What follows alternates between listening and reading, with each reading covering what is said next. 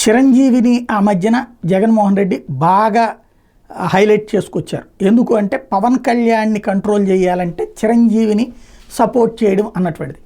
సినిమాకి సంబంధించినటువంటి అంశాలు కావచ్చు, వ్యక్తిగతంగా కావచ్చు, ఇదంతా చిరంజీవి గారు కూడా పెద్దరికంగా ఉందాం, సినీ పెద్దగా ఉందాం అన్నటువంటి ఉద్దేశంతో జగన్తో ర్యాప్ బాగానే మెయింటైన్ చేసుకొచ్చారు. ఆ తర్వాతన అన్నయ్య అనేటటువంటిదే పిలుపులు, అట్లాగే ఇంతకుముందు చిరంజీవికి అప్రిషియేట్ చేస్తూ ట్వీట్లు ఇవన్నీ చేసుకుంటూ వచ్చారు. ఇంటికి పిలిచి భోజనాలు కానీ ఇవన్నీ అయిపోయినాయి. సీన్ కట్ చేస్తే ఎలక్షన్స్ ముందుకు వచ్చేటప్పటికి తన సోదరుడికి పవన్ కళ్యాణ్కే మద్దతు ప్రకటించారు చిరంజీవి.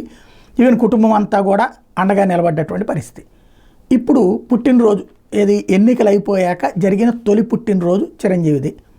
నిన్నగాక మొన్న చంద్రబాబు నాయుడు, పవన్ కళ్యాణ్, లోకేష్ వీళ్ళందరూ అభినందనలు చెప్పారు.